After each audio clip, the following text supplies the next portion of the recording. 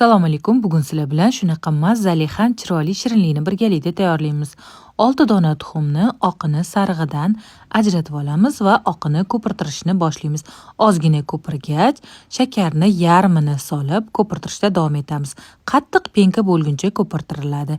Endi 7 yogurtiga rangni qo'shib aralashtirib olishimiz kerak bo'ladi. Tuxum sarig'iga qolgan shakarni qo'shib, yaxshilab ko'pirtirib, o'simlik yog'i hamda qatiqli massani qo'shib yana bir bor aralashtirib olishimiz kerak bo'ladi. Ko'pirtirilgan tuxum oqiga rangli massamizni qo'shib lopatada aralashtiramiz.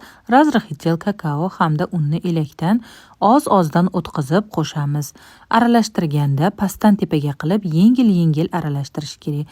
Qolipga pergament qog'oz solib, xamirni quyib, qizib turgan duxovkada pishirib olamiz. Biskvitimiz pishgach, yog'och cho'pda tekshirib olamiz va ustidagi bir qavatini kesib olamiz. Krem uchun kalyaxdan mazali krem chiz, qand upasi va kalyahni 33% qaymog'idan ishlatdim. Bu eng ideal krem hisoblanadi. Juda ham mazali.